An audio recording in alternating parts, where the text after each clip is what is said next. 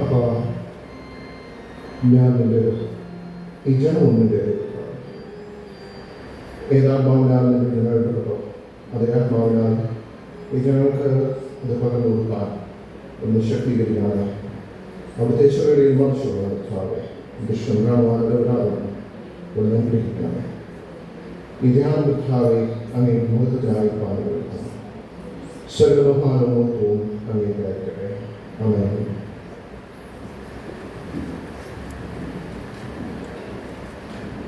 വിശുദ്ധ ലൂക്കോസിന്റെ സുവിശേഷം അതിൻ്റെ 23 അധ്യായത്തിലെ 43 വാക്യം നാം ഇങ്ങനെ വായിക്കുന്നു. യേശു അവനോട്, ഇന്ന് നീ എന്നോട് കൂടെ പ്രതീക്ഷയിരിക്കുമെന്ന് ഞാൻ സത്യമായി നിന്നോട് പറയുന്നു എന്ന് പറഞ്ഞു. ഇന്ന് നീ എന്നോട് കൂടെ പ്രതീക്ഷയിൽ ഇരിക്കും എന്ന് സത്യമായി നിന്നോട് പറയുന്നു.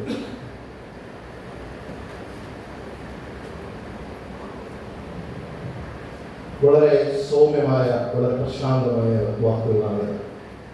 ഈ വാക്ക് പറഞ്ഞത് ഒരു പുരോഹിതനോടല്ല, ഒരു പ്രവാചകനോടല്ല, ഒരു ശിഷ്യനോട് പോലുമല്ല. ഇത് പറഞ്ഞത് തൻ്റെ ജീവിതം പാഴാക്കിക്കളാണ്. തൻ്റെ ജീവിതത്തിൽ ഒരു നന്മയും ചെയ്യുവാൻ അവസരം എടുക്കാതെ പോയ ഒരു കള്ളനോടാണ്, ഒരു ദുഷ്പ്രവർത്തിക്കാരനോടാണ്. ഇത് ഈ വാക്കുകൾ ഒരു പ്രഭാഷണമോ ഒരു ഉപമയോ ഒന്നുമല്ല. കർത്താവ് തൻ്റെ മനുഷ്യ ജീവിതത്തിൽ ഒരുപാട് ഉപമകളും ഒരുപാട് പ്രഭാഷണങ്ങളും നടത്തിയിട്ടുണ്ട്. പക്ഷേ ഇത് ഒരു പ്രഭാഷണമല്ല, ഒരു ഉപമയുമല്ലായിരുന്നു. ഇതൊരു വാഗ്ദാനമാണ്, ഒരു പ്രോമിസാണ്, ഒരു ഉറപ്പാണ്. ഇന്ന് എന്നോടൊപ്പം നീ പരദീസയിലിരിക്കും എന്ന് ഉറപ്പ്. മരണമില്ലാതെ മറ്റൊന്നും മുമ്പിലില്ല എന്ന് ഉറപ്പിച്ച നിമിഷം എൻ്റെയും നിൻ്റെയും രക്ഷകൻ വാഗ്ദത്തം ചെയ്ത തന്ന ഒരു വാഗ്ദത്തമാണ് ഇന്ന് നീ എന്നോട് പരദീസയിലിരിക്കുമെന്ന വാഗ്ദാനം. യേശു ഒരുപാട് വാഗ്ദാനങ്ങൾ നമുക്കൊക്കെ തന്നിട്ടുണ്ട്. ഞാൻ സ്ഥലമൊരുക്കാൻ പോകുമെന്ന വാഗ്ദാനം, കാര്യസ്ഥൻ നിങ്ങളുടെ അടുത്ത് വരുമെന്ന വാഗ്ദാനം. ഈ വാഗ്ദാനങ്ങളൊക്കെയും എൻ്റെയും നിൻ്റെയും രക്ഷകൻ നമുക്ക് തന്നിട്ടുള്ളതാണ്. അതേ രക്ഷകൻ നമുക്ക് തന്ന വാഗ്ദാനമാണ് ഇന്ന് നീ എന്നോടുകൂടെ പരദീസയിലിരിക്കുന്നത് ആ കള്ളനോട് പറഞ്ഞത്.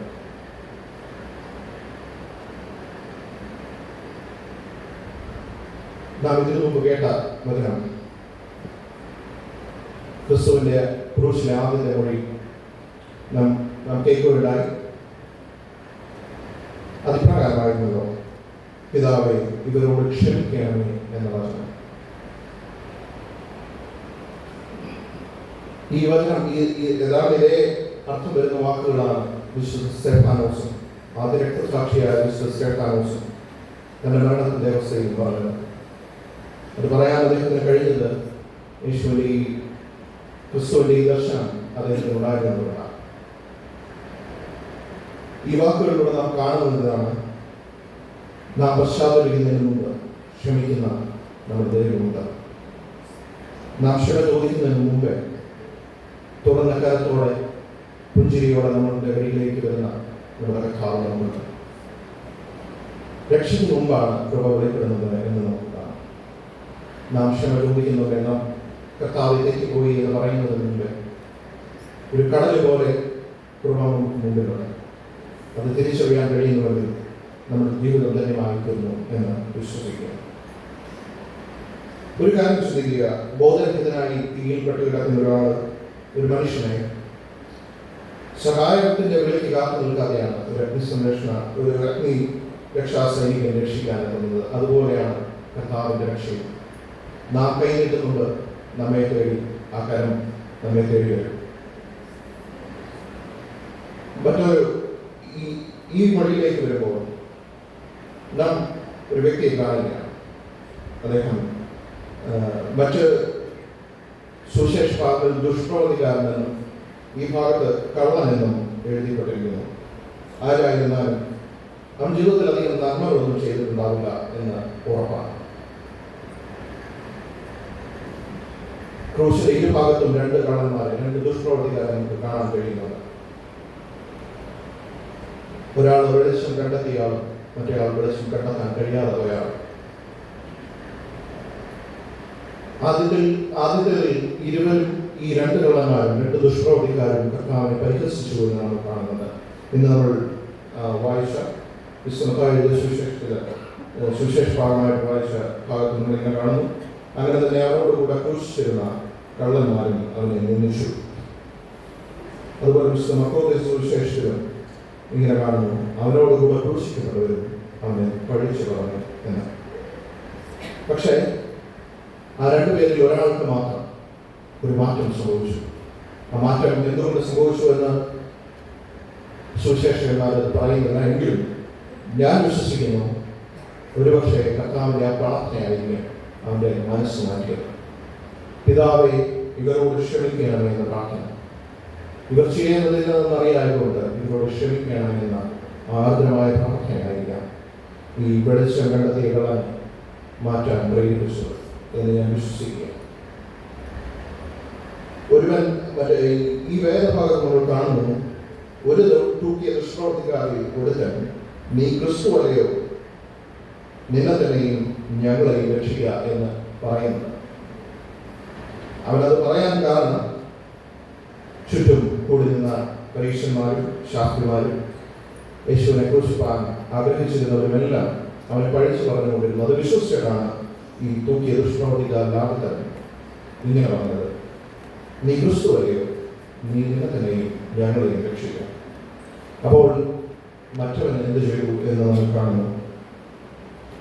മറ്റവനോ അവനെ ശാസിച്ചു, സമശിക്ഷാവിധിയിൽ തന്നെ ആയിരുന്നതും നീ ദൈവത്തെ ഭയപ്പെടുകയോ. നാം ന്യായമായിട്ട് ശിക്ഷ അനുഭവിക്കുന്നു. നാം ന്യായമായിട്ട് ശിക്ഷ അനുഭവിക്കുന്നുവെന്ന അവൻ്റെ വാക്കിൽ നമ്മൾ കാണുന്നത് അവൻ്റെ കുറ്റം, അവൻ്റെ തെറ്റ് അവൻ തിരിച്ചറിയുകയാണ്. ഞാൻ ന്യായമായിട്ടാണ് ഈ ശിക്ഷ അനുഭവിക്കുന്നത്. പക്ഷെ എൻ്റെ സമീപത്തിൽ കിടക്കുന്ന കർത്താവ് ഒരു തെറ്റും ചെയ്യാതെയാണ് ഈ ശിക്ഷ അനുഭവിച്ചുകൊണ്ടിരിക്കുന്നത്. എന്നിട്ട് തിരിഞ്ഞ് കർത്താവിനോട് വളരെ സൗമ്യമായി ഇങ്ങനെ മാത്രം പറഞ്ഞു, യേശുവെ, നിരാശ പ്രാപിച്ചു വരുമ്പോൾ എന്നെ ഉറപ്പിക്കുക എന്ന്. അവരൊരിക്കലും സ്വർഗം ചോദിച്ചില്ല. അവരൊരിക്കലും ആ കുരിശിൽ നിന്ന് അവേദനയിൽ നിന്ന് രക്ഷ ചോദിച്ചില്ല, ആശ്വാസം ചോദിച്ചില്ല. പക്ഷെ ഒറ്റ കാര്യം മാത്രമേ അവൻ ചോദിച്ചുള്ളൂ. ഒന്നും പ്രതീക്ഷിക്കാതെയുള്ള ചോദ്യമാണ്, കർത്താവെ ഓർക്കണമേ.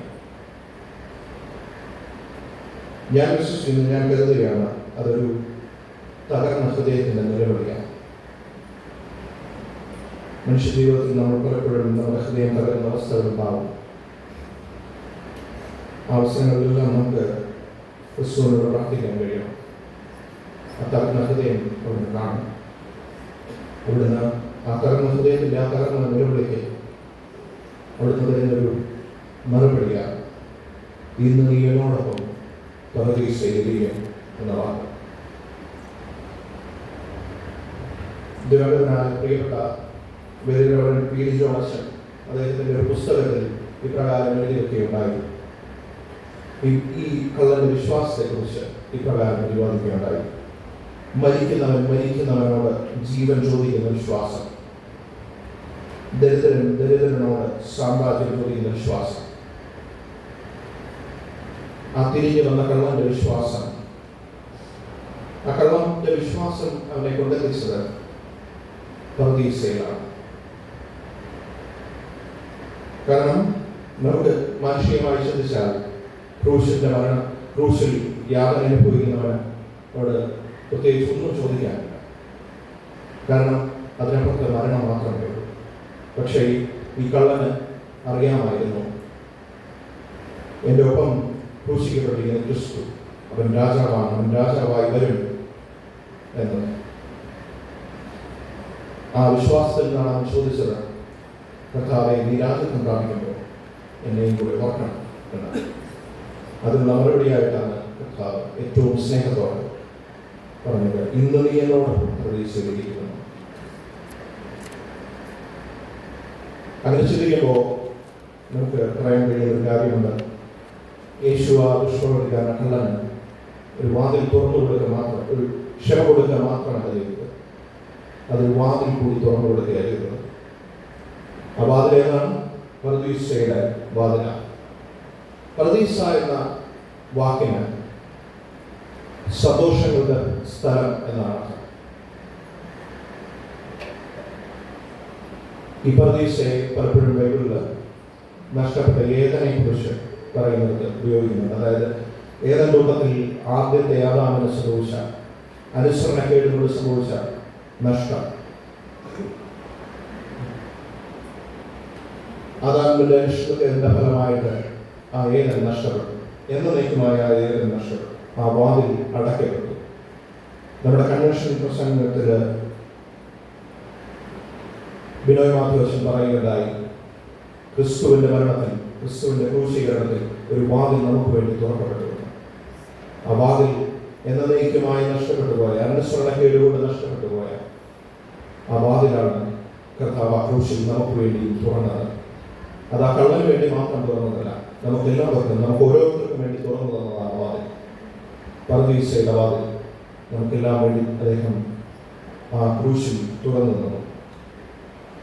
ഞാൻ പറഞ്ഞു, പർദീസ എന്ന വാക്കിന് സന്തോഷമുള്ള സ്ഥലം എന്നാണ് അർത്ഥം. പ്രശസ്ത കവിയായ ജോൺ മിൽട്ടന്റെ പർദീസ അഥവാ പാരഡൈസ് ലോസ്റ്റ് എന്നൊരു കവിതയുണ്ട്. ആ കവിതയുടെ അവസാനത്തിൽ ഏദന്റെ വാതിൽ കൊട്ടിയടക്കപ്പെട്ട് ആദവും ഹവ്വയും പുറത്തേക്ക് പോകുന്നതായിട്ടാണ് എഴുതിയിരിക്കുന്നത്. എങ്കിലും ആ വാതിൽ ക്രിസ്തുവിന്റെ വരിക തുറക്കപ്പെടും എന്ന ഒരു സൂചനയും ആ കവിതയിൽ എഴുതിയിട്ടുണ്ട്. ആ വാതിലാണ് കർത്താവ് എനിക്ക് നിനക്ക് വേണ്ടി അകാല ക്രൂശിൽ തുറന്നു തന്നത്. ആ വാതിൽ ഇപ്പോഴും തുറന്നു തന്നെ കിടക്കുകയാണ്. അത് അടയ്ക്കപ്പെട്ടിട്ടില്ല, അത് തുറന്നു തന്നെ കിടക്കുകയാണ്. പശ്ചാത്തലിക്കുന്നവർക്ക് വേണ്ടി, നീതിമാന്മാർക്ക് വേണ്ടി മാത്രമാണ്, നീതി ചെയ്യുന്നവർക്ക് വേണ്ടി മാത്രമല്ല, പശ്ചാത്തലിക്കുന്നവർക്ക് വേണ്ടി കൂടി ആ വാതിൽ തുറന്നു കിടക്കുകയാണ്. നിന്റെ കുറ്റം, നിന്റെ തെറ്റ് നീ ഏറ്റു പറയുന്നുവെങ്കിൽ, കർത്താവെ ഞാൻ തെറ്റിപ്പോയി എന്ന് പറയുന്നുവെങ്കിൽ, ആ വാതിൽ കൂടി നിനക്കും കിടക്കാൻ കഴിയും. എല്ലാത്തെയും ഉത്തമമായ വിശ്വാസികൾക്ക് വേണ്ടി മാത്രമാണ് ഈ കടനെ പോലെ നുറുങ്ങിയ ഹൃദയമുള്ള, തകർന്ന ഹൃദയമുള്ള ആർക്കും ആ വാതിലൂടെ കടക്കാൻ കഴിയും. ഇന്ന് നിന്റെ കുറ്റങ്ങൾ ഏറ്റു പറയാൻ കഴിയുമോ? കർത്താവെ തെറ്റിപ്പോയി എന്നോട് ക്ഷമിക്കണം, കർത്താവെ നീരാജത്തെ പ്രാപിക്കുമോ, എന്നെ കൂടി ഓർക്കണമേ എന്ന് പ്രാർത്ഥിക്കാൻ കഴിയുമോ? കഴിയുമെങ്കിൽ കർത്താവ് എന്നോട് പറയും, ഇന്ന് നീ എന്നോട് പ്രതീക്ഷിച്ചിരിക്കും. ആ വാക്കിൽ ഇങ്ങനെ കാണാം. അത് നമുക്ക് മൂന്നായിട്ട് തിരിക്കാം. ടുഡേ, ഇന്ന് എന്നോടുകൂടെ പറുദീസയിൽ. ടുഡേ എന്നോടുകൂടെ, വിത്ത് മീ പറുദീസയിൽ, ഇൻ പാരഡൈസ്. ഇന്ന് അതൊരു വളരെ അടുത്തുള്ളത്, ഇപ്പോൾ തന്നെ സംഭവിക്കുന്ന രക്ഷയാണ്. നാളെയോ അല്ലെങ്കിൽ ഒരു മാസം ശേഷം അല്ലെങ്കിൽ ആ കളറോട് പറഞ്ഞത് നിനക്കൊരു 3 മാസത്തെ ഞാൻ നോക്കിയിട്ട് നിനക്ക് പ്രതീക്ഷ തരാമെന്നല്ല, ഇന്ന് തന്നെ നീ പ്രതീക്ഷയിരിക്കുമെന്ന് പറഞ്ഞു. ഞാൻ പറഞ്ഞു, പ്രതീക്ഷ എന്നാൽ സന്തോഷകരമായ സ്ഥലമാണ്. പക്ഷെ അതിലും വലിയ സന്തോഷം എന്താണ് എന്ന് ചോദിച്ചാൽ, എന്നോടുകൂടെ പ്രതീക്ഷയിരിക്കുമെന്ന് വാക്കാണ്. അതായത് കർത്താവിനോടുകൂടെ അസന്തോഷകരമായ സ്ഥലത്തിരിക്കാൻ കഴിയുമെന്ന വാക്ക്. പറുദീസയുടെ ആദാമിന്റെ വീഴ്ചയിൽ നിന്ന് വന്ന ആ പാപത്തിന്, ആ തെറ്റിന് ക്രൂശിൽ പരിഹാരം കാണപ്പെടുകയാണ് ചെയ്തത്. അടയ്ക്കപ്പെട്ട വാതിൽ അവിടെ തുറക്കപ്പെട്ടു. ഇതിനുശേഷം മിസ്റ്റർ ലൂക്കോസ് തന്റെ സുവിശേഷത്തിൽ ഇങ്ങനെ പറയുന്നുണ്ട്, ഏകദേശം 6 മണി നേരമായപ്പോൾ സൂര്യൻ ഇരുണ്ട് പോയിട്ട് 9 മണി നേരം വരെ ദേശത്തൊക്കെയും അന്ധകാരം ഉണ്ടായിരുന്നു. അതിങ്ങനെയാണ് കാണുന്നത്, സൂര്യൻ ഇരുണ്ട് പോയിട്ട് ദേശത്തൊക്കെയും അന്ധകാരം ഉണ്ടായി. അന്ധകാരം എന്ന ദേശത്തെ മൂടുകയാണ് ചെയ്തത്. ഇത് എനിക്ക് നിൽക്കുന്ന ഒരു മുന്നറിയിപ്പാണ്. അന്ധകാരം എപ്പോൾ വരുമെന്ന് നമുക്കറിയില്ല. നമുക്ക് പ്രവർത്തിക്കാൻ കഴിയാത്ത ഇരുട്ട് എപ്പോൾ വരുമെന്ന് നമുക്കറിയില്ല. തിരുത്താനുള്ള അവസരം ഇപ്പോഴാണ്. വെളിച്ചമുള്ളപ്പോഴാണ് തിരുത്താനുള്ള അവസരം. അതുകൊണ്ട് ഇരുട്ട് മുമ്പേ പശ്ചാത്തപിക്കാൻ നമുക്ക് കഴിയുമോ? ഇരുൾ നമ്മളെ വന്നപ്പോൾ മൂടുന്നുമ്പ് നമുക്ക് പശ്ചാത്തപിക്കാൻ കഴിയുമോ? നമുക്ക് പ്രാർത്ഥിക്കാൻ കഴിയുമോ? കർത്താവെ തെറ്റിപ്പോയി, എന്നെ കൂടി ഓർക്കണമേ. നമുക്കറിയാം, ജീവിതം വളരെ നൈമിഷികമാണ്. ഒരു പൂവിടുന്ന വഴിക്ക് പോകുമ്പോൾ കഴിഞ്ഞു പോകുന്നതാണ് ജീവിതം. അതുകൊണ്ട് അന്ധകാലം വരും മുമ്പ് നിനക്ക് നിന്റെ തെറ്റേറ്റ് പറഞ്ഞ് ക്ഷമ ചോദിക്കാൻ കഴിയുന്നുണ്ടെങ്കിൽ കർത്താവ് ഇപ്പോഴും പറയുന്നു, ഇന്ന് നീ എന്നോട് പ്രതീക്ഷയിലിരിക്കും എന്ന വാക്ക്. ഈ ധ്യാനം ഞാൻ കൺക്ലൂഡ് ചെയ്യാൻ ആഗ്രഹിക്കുക. അതിനുള്ളിൽ ചില കാര്യങ്ങളാണ് നിങ്ങളോട് സമർപ്പിക്കാൻ ഞാൻ ആഗ്രഹിക്കുന്നത്. നമ്മൾ ചിന്തിക്കുമ്പോൾ പർദീസയിൽ പ്രവേശനം കിട്ടിയ ആദ്യത്തെ അന്വേഷണം ലോകപ്രകാരം ചിന്തിക്കുമ്പോൾ വളരെ വിചിത്രമായി തോന്നാവുന്ന ഒരു കള്ളൻ, ഒരു ദുഷ്പ്രവർത്തിക്കാരൻ, ജീവിതം മുഴുവൻ പാഴാക്കി കളഞ്ഞൊരാൾ, അവനാണ് പർദീസയിലെ ആദ്യത്തെ പ്രവേശനം കിട്ടിയ ആൾ. ഇക്കഴിഞ്ഞു പോയ 2000 വർഷങ്ങളിൽ ഇതേ കഥകൾ ഇങ്ങനെ പറഞ്ഞു കഴിയുകയാണ്. നമ്മൾ പലവട്ടം കേട്ടിട്ടുള്ള കഥകളാണ്. ഇതുപോലുള്ള ധ്യാന പ്രശ്നങ്ങൾ നമ്മൾ ഒരുപാട് കേട്ടിട്ടുണ്ട്.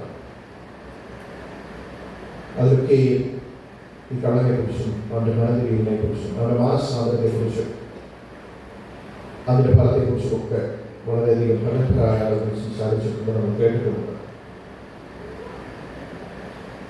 പക്ഷേ എന്തുകൊണ്ട് ഇപ്പോഴും ആ കഥ ഇങ്ങനെ ആ ഭാഗം ഇങ്ങനെ പറഞ്ഞുകൊണ്ടേയിരിക്കുന്നു എന്ന് നമ്മൾ ചിന്തിച്ചിട്ടുണ്ട്. അത് നമ്മുടെയും കൂടെ ജീവിതം, നമ്മുടെയും കൂടെ കഥ. ഇന്ന് നമുക്ക് പറയാൻ കഴിയുമോ, ഈ ആലയത്തിട്ട് പോകുന്നുണ്ട്, നമുക്ക് പറയാൻ കഴിയുമോ യേശുവെ ഓർക്കാനായി, യേശുവെ ക്ഷമിക്കാനായിരുന്നു? അപ്പോൾ കർത്താവ് പറയും, ഇതാ പർദീസയുടെ വാതിൽ നിനക്കായി തുറന്നിരിക്കുന്നു എന്ന്. മറ്റൊന്നുകൂടി ഞാൻ പറയാൻ ആഗ്രഹിക്കുക. ഈ സഭായോഗത്തിൽ ആരെങ്കിലുമൊക്കെയും ചിന്തിക്കുന്നു, ഞാൻ കൃപയിൽ നിന്ന് ഒരുപാട് അകലേക്ക് പോയിരിക്കുന്നു, എനിക്കൊരു തിരിച്ചു വരവില്ല എന്ന് നിങ്ങൾ ചിന്തിക്കുന്നതോ?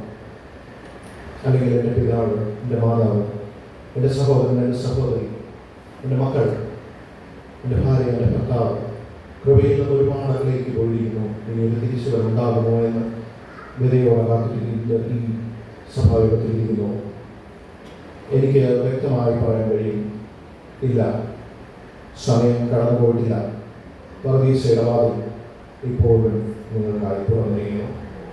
അത് എൻ്റെ കർത്താവ് രക്തം കൊടുത്ത്, ജീവൻ കൊടുത്ത് തുറന്നു വച്ചിരിക്കുന്നത്. അവിടേക്ക് എല്ലാവർക്കും പ്രവേശനമുണ്ട്. ആരും കൃപയിൽ നിന്ന് അങ്ങനെ പോയിട്ടില്ല. നിങ്ങൾ പ്രാർത്ഥിച്ചുകൊണ്ടേയിരിക്കും. കർത്താവെ ക്ഷമിക്കണമെന്ന് പ്രാർത്ഥിക്കുക, കർത്താവെ ഓർക്കണമെന്ന് പ്രാർത്ഥിക്കുക. അപ്പോൾ കർത്താവ് പറയും, ഇതാ ഒരു പർദീസയുടെ വാതിൽ നിനക്ക് വേണ്ടി ഞാൻ തുറന്നിരിക്കുന്നു എന്ന്. നമുക്ക് പ്രാർത്ഥിക്കാം. കർത്താവെ, മരിക്കുന്നവൻ ജീവൻ ചോദിക്കുന്ന വിശ്വാസം ഞങ്ങൾക്ക് തരണമേ. കർത്താവെ, ഇക്കളം ക്രൂശിൽ കാണിച്ച വിശ്വാസം അത് ഞങ്ങൾക്ക് തരണമേ എന്ന് ഞങ്ങൾ പ്രാർത്ഥിക്കുന്നു. കർത്താവെ, ആ ഉറച്ച വിശ്വാസത്തിൽ കർത്താവെ ഞങ്ങൾ മുമ്പോട്ട് പോകുവാൻ ഞങ്ങൾ അനുഗ്രഹിക്കണം. കർത്താവെ, ഞങ്ങൾ അങ്ങിൽ നിന്ന് അകന്നു പോയിട്ടുണ്ട്, അങ്ങനെ കൃപയിൽ നിന്ന് ഞങ്ങൾ വഴി പോയിട്ടുണ്ട്. എങ്കിലും കർത്താവെ ഞങ്ങളെ ഓർക്കണമേ എന്ന് ഞങ്ങൾ പ്രാർത്ഥിക്കുന്നു. പർദീസയുടെ വാതിൽ ഞങ്ങൾക്കായി തുറന്നുകൊണ്ടാണ് അങ്ങയോടൊപ്പമായിരിക്കാൻ, അങ്ങയോടൊപ്പം പർദീസയിൽ ജീവിതം ചെലവിടുവാൻ ഞങ്ങളെ അനുഗ്രഹിക്കണമെന്ന് ഞങ്ങൾക്ക് വേണ്ടി ജീവൻ വെച്ചുകൊണ്ട് ഞങ്ങളുടെ യേശുക്രിസ്തുവിന്റെ നാമത്തിൽ ചോദിക്കുന്നു.